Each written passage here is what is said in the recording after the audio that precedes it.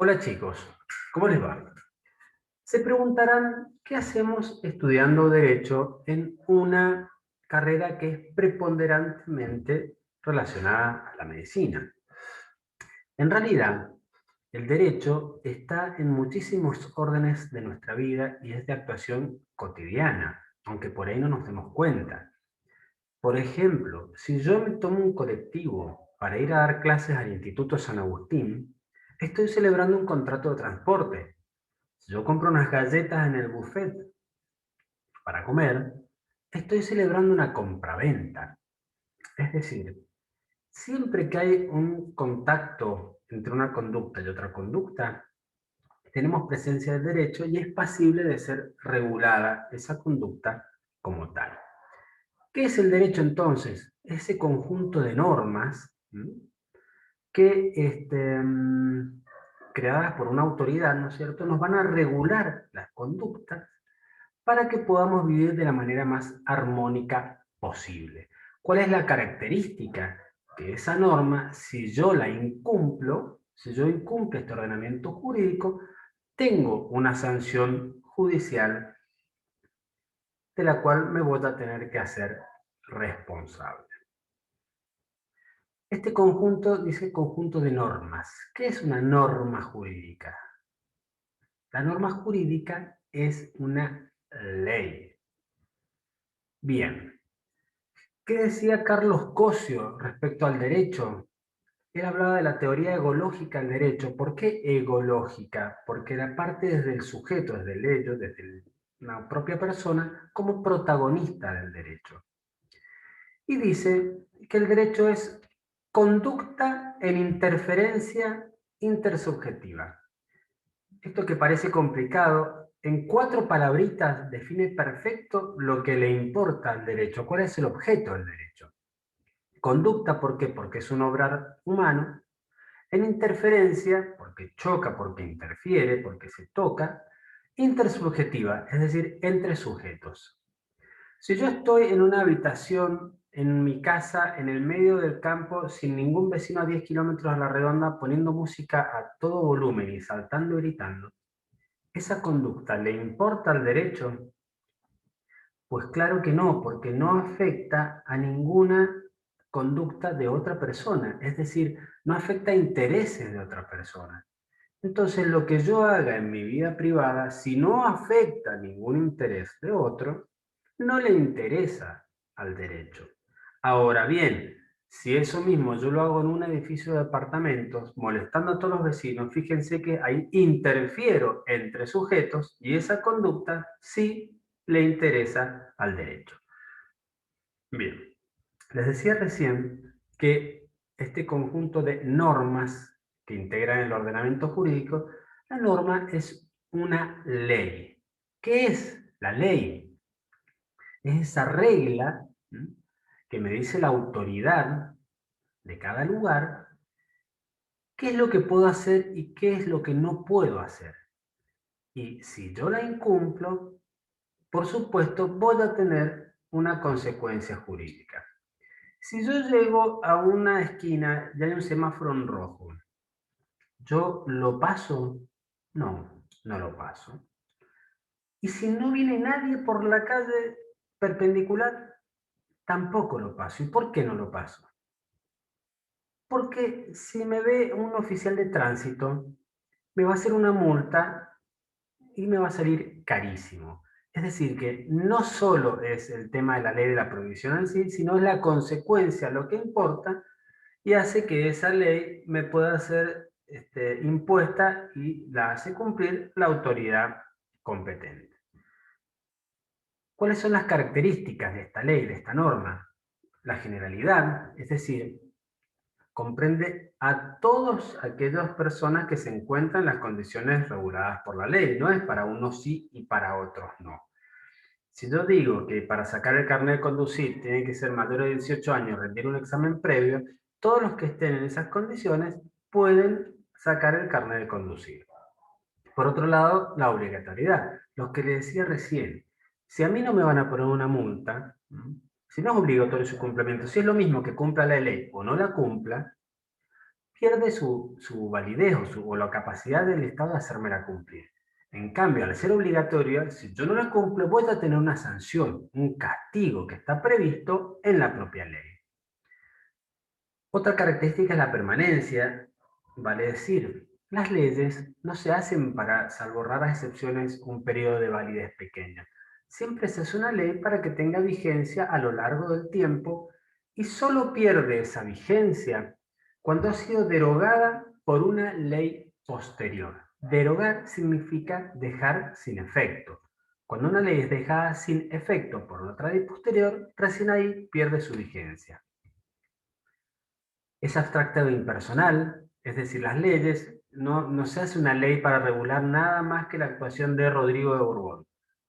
Se hace una ley para regular la actuación de todas las personas que estén comprendidas en ella. Y acá hay dos características que las pregunto siempre en el examen y que son muy importantes. Una de ellas es que es inexcusable por ignorancia. ¿Qué significa esto? Que yo no puedo poner de excusa que no conozco la ley en el caso de haberla incumplido. Supónganse que yo compro una propiedad para poner un restaurante. Invierto muchísimo dinero, armo las cocinas, los salones, contrato el personal, la materia prima y demás. Empieza a funcionar y viene un inspector de la municipalidad y me dice, mire señor, esta zona está prohibido el funcionamiento de restaurantes. Usted no puede funcionar un restaurante en esta zona porque está prohibido. Yo le puedo decir, no, disculpe, es que yo no sabía que había una ley que me lo impedía. No, no puedo hacer eso. Es decir, no puedo poner la ignorancia como excusa para su incumplimiento. ¿Cómo hace el Estado para asegurarse o para valerse o para presumir que yo conozco la ley? Cuando una ley es sancionada por diputados, senadores, promulgada y demás, luego es publicada en el boletín oficial. El boletín oficial es una publicación donde se da constancia de todas las leyes, decretos, reglamentos, que el Estado presume que yo la he leído y se presume conocida. Por supuesto que poca gente va y lee el boletín oficial, sin embargo, es la herramienta que tiene el Estado para decir, mire, yo la leí, la sancioné y la publiqué. Quiere decir que la puedo oponer a todos los demás porque ya es una ley de carácter público. En el boletín oficial también se publican, por ejemplo, las convocatorias de herederos cuando hay una sucesión, para saber si hay un posible heredero de un causante, de una persona que ha fallecido. También los edictos de remate. ¿Saben qué es un edicto de remate? Cuando una persona tiene una deuda que no ha podido pagar, la persona perjudicada le puede hacer un juicio. Y si no la puede pagar, le embarga y le secuestra los bienes que tiene. Por ejemplo, si tiene un auto, no me ha pagado, bueno, le embargo el auto. Y después se subasta. Se hace una subasta por un martillero y el mejor postor se lleva el auto. Y la plata que ingresa al expediente se incorpora, digamos, a la causa y se la da al acreedor, a esa persona que inició el juicio para que le paguen. Bueno, recuperamos algo con la venta de sus bienes. Y la otra característica es la irretroactividad de la ley. ¿Qué significa eso? Que cuando yo hago una ley para regular una conducta, como norma general, esa ley va a regir para las conductas a partir de su sanción. Es decir, yo no puedo hacer una ley para regular algo que pasó, porque podría afectar un derecho adquirido o podría utilizar eso como herramienta para sojuzgamiento o para someter políticamente a una persona, a un grupo, etc. Imagínense, por ejemplo, que ustedes están estudiando en el instituto y han cumplido con toda la normativa vigente y las carreras están aprobadas y demás, y resulta que yo saco una ley ahora diciendo, no, mire, los que están estudiando en institutos terciarios desde 5 años a la fecha no van a poder ejercer. ¿Pero por qué? Si yo podía ejercer y estaban las carreras habilitadas y demás. Claro. Entonces no se puede aplicar la ley hacia atrás, sino que el principio general es la ley hacia adelante. Salvo algunas excepciones, como la retroactividad en materia penal. ¿Qué es esto de la retroactividad en materia penal? Retroactividad significa que se considera válida, que se pone activa la ley a situaciones anteriores a su sanción. Así como la medicina tiene distintas ramas, tenemos la neurología, la cardiología, la endocrinología, etc., con el derecho pasa lo mismo.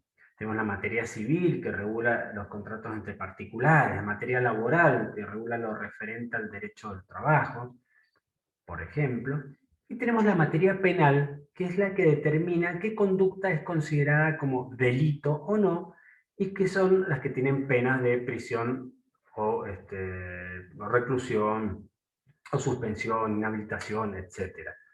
Generalmente se considera que un delito penal afecta a la sociedad toda, ya no es entre particulares nada más, y tiene sanciones que son muy gravosas. Entonces, ante la duda, si hay una ley más favorable, se aplica. Y también porque la consideración de conductas delictivas van variando también con el tiempo. Por ejemplo, si bien hay conductas que siempre han sido tipificadas como delito, por ejemplo, el homicidio, bueno, sí, hace 30 años era homicidio y hoy sigue siendo homicidio.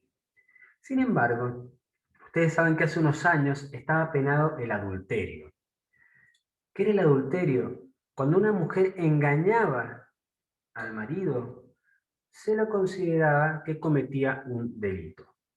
Mientras que el marido, para que sea acusado de adulterio, no tenía que engañar una vez a la mujer, tenía que vivir con otra mujer fuera del matrimonio, recién ahí, para que pueda haber sido acusado de adulterio.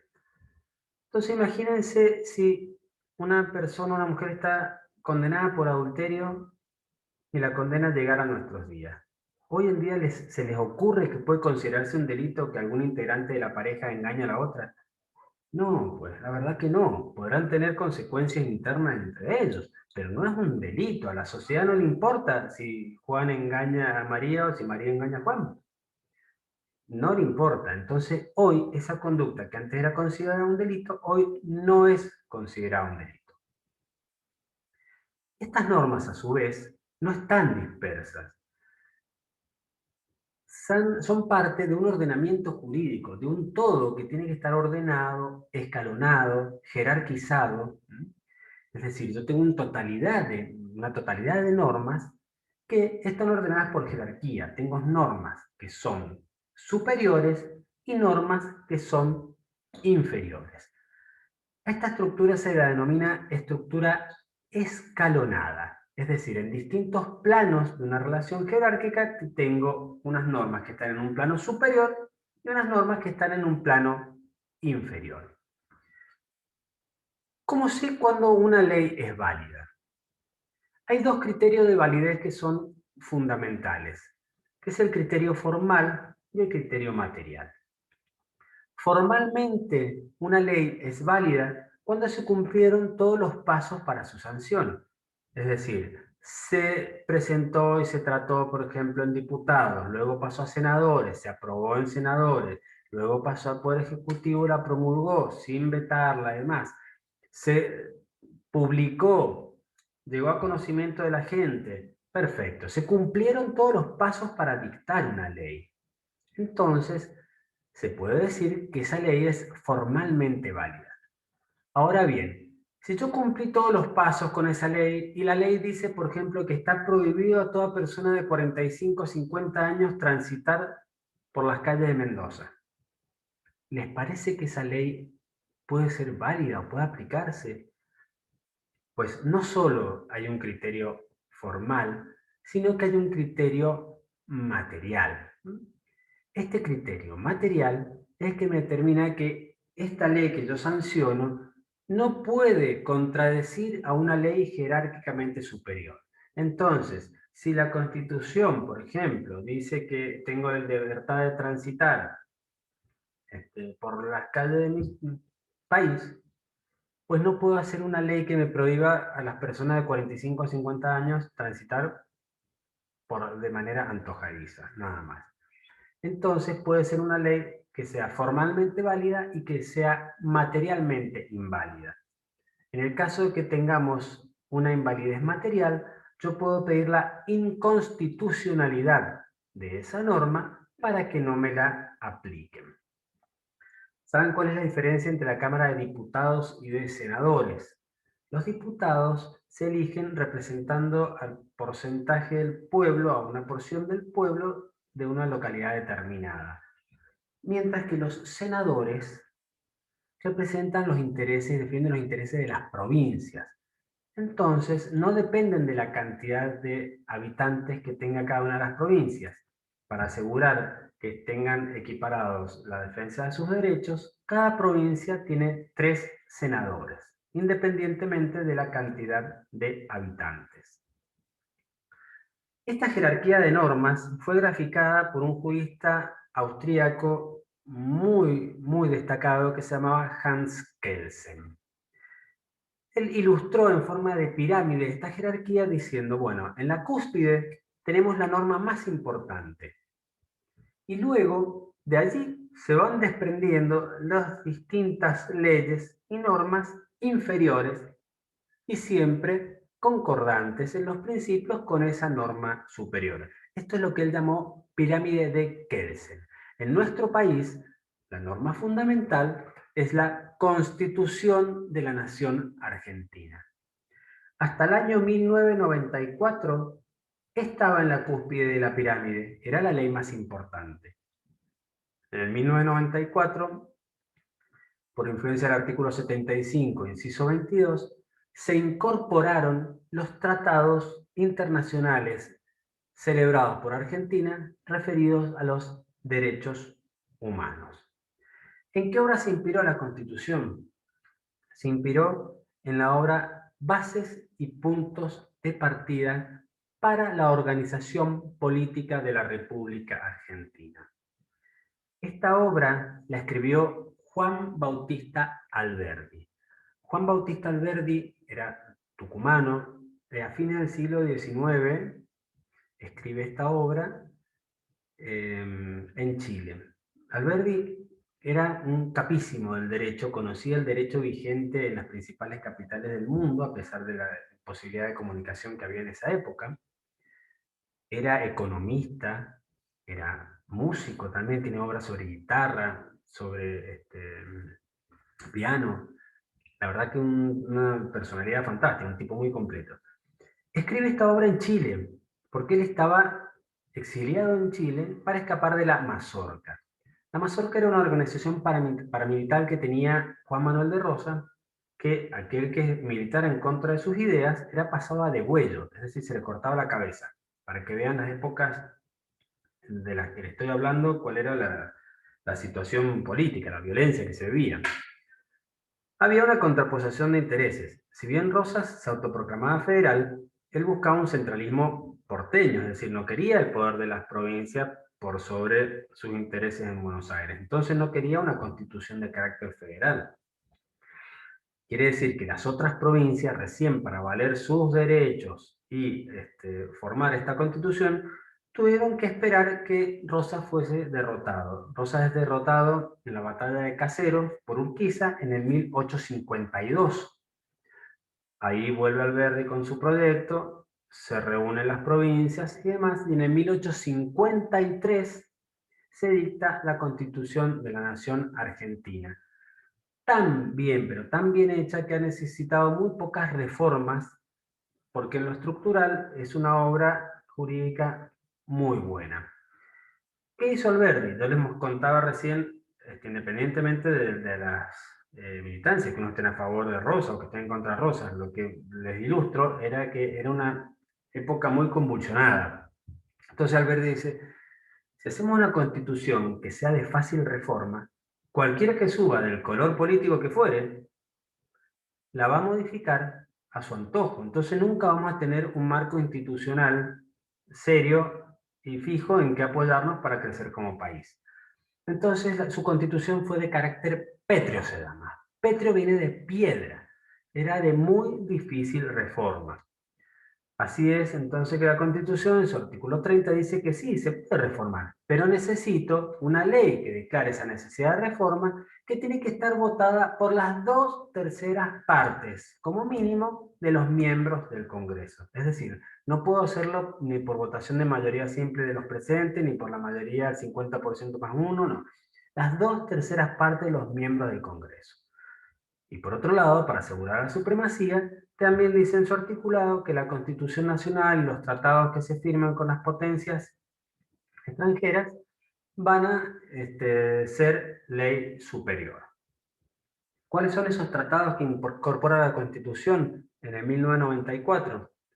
La Declaración Americana de los Derechos y Deberes del Hombre, la Declaración Universal de los Derechos Humanos, la Convención Americana sobre Derechos Humanos, el Pacto de San José de Costa Rica, Pacto Internacional de Derechos Económicos, Sociales y Culturales, Convención para la Prevención y Sanción del Delito de Genocidio, Convención Internacional sobre la Eliminación de todas las formas de discriminación racial, Convención sobre la Eliminación de todas las formas de discriminación contra la mujer, Convención contra la tortura y otros tratos o penas crueles, inhumanos o degradantes, Convención sobre los Derechos del Niño, Convención Interamericana sobre Desaparición Forzada de Personas, Convención sobre imprescriptibilidad de los crímenes de guerra y de los crímenes de lesa humanidad, Convención sobre los derechos de las personas con discapacidad. Bien, cada vez que la humanidad ha tenido una situación devastadora, como guerras mundiales, como pandemias, ha llevado a que los países, los pueblos se pongan de acuerdo en una serie de preceptos básicos, de derechos básicos que hay que respetar para asegurarse la subsistencia, para que sea todo más armónico esa convivencia. Así surgen estos pactos internacionales que la mayoría son de posguerra. Fíjense que hablan sobre los derechos humanos para evitar el genocidio. ¿Qué es un genocidio? Es el exterminio de un grupo enorme de personas por el solo hecho de diferir en cuanto a raza, religión, ideas políticas, etcétera, por ejemplo. O, por ejemplo, cuando habla de la imprescriptibilidad de los crímenes de guerra y de los crímenes de lesa humanidad. Cuando yo tengo un derecho, tengo un tiempo, un plazo para hacerlo valer. Por ejemplo, si yo me choca en el auto, yo no puedo ir a hacerle un juicio a la compañía de seguro dentro de 10 años. Y diciendo, mira, hace 10 años me chocaron el auto. No, tengo 2 años para hacer el juicio. Si no uso ese derecho en un plazo determinado, prescribe. Prescribir significa eso, que no lo puedo utilizar ese derecho porque pasó el tiempo. La mayoría de los delitos tienen un plazo de prescripción que generalmente es lo que dura la pena. Es decir, si yo cometo un homicidio, el homicidio tiene una pena de 8 a 25 años de prisión. Por ejemplo, el homicidio siempre tiene una pena de 8 a 25 años. No puede venir el Estado y decir, mire, usted lo vamos a imputar por homicidio, por un homicidio que cometió hace 30 años.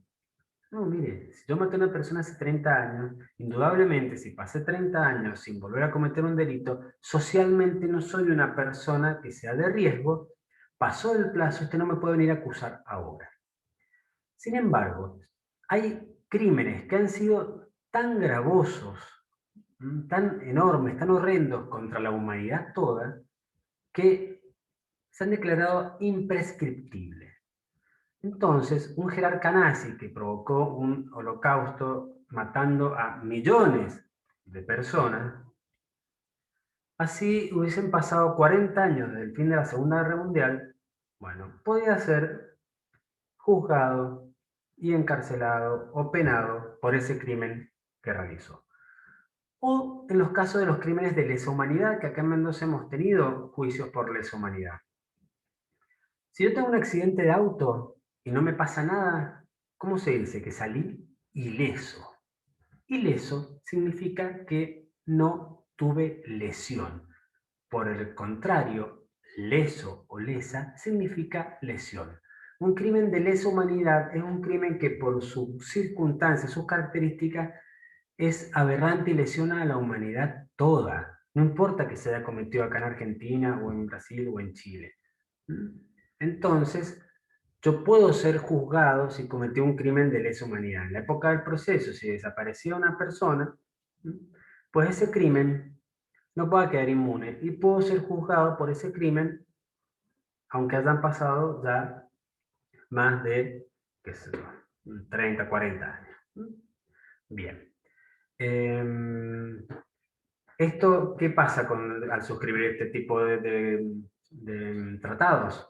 Bueno, los países que lo suscriben generalmente generan convenios de cooperación y demás. Entonces, por ejemplo, si acá en Argentina es descubierto una persona que hace trata de personas y es capturado en Brasil, bueno, depende cómo se desarrolló, cómo llevó a cabo el delito, puede ser que sea juzgado en Brasil o puede ser que en Brasil lo capturen y lo deporten y me lo manden a Argentina para que yo lo juzgue acá. Lo que sí es seguro es que va a ser juzgado porque su crimen está dentro de esta convención de cooperación dentro de todos estos estados firmantes diciendo, miren, nosotros no podemos tolerar este tipo de crímenes, este tipo de conductas.